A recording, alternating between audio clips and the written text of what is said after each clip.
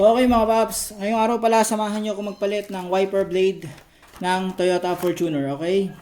So simulan na natin to mga paps. So ito yun. So ito yung mga wiper blade, Bosch Advantage. Yan. So may 21, may 19 at saka merong 12. Okay, so palitan na natin yan. So sa pagpapalit ng wiper blade, dali lang. So ito yung sa passenger side, ganyan natin. Yan. Tapos, yan, maano na natin yan. Yan, ganun lang kasimple. Yan. So ito siya. Ito ipapalit natin. So ito ay 19. Yan, okay. So 19. Yan. Yan. Shoot.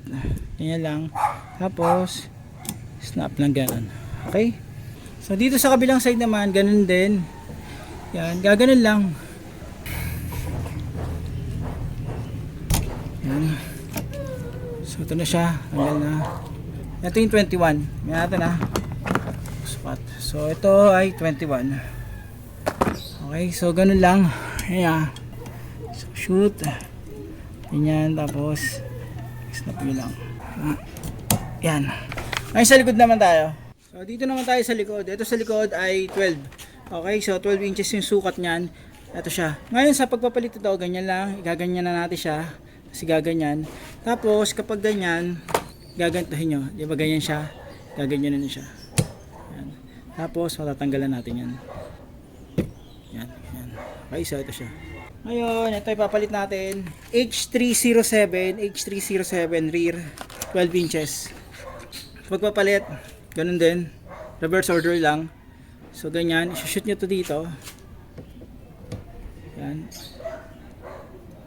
Yan. Tapos, ganyan. Tapos, gaganyan nyo lang. Okay?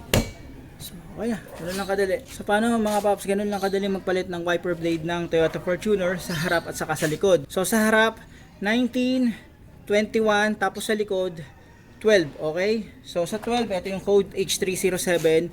Bosch yung ginagamit ko palagi na wiper blade. Sanay na ako yan, all goods naman. Paano mga paps, maraming salamat sa inyo.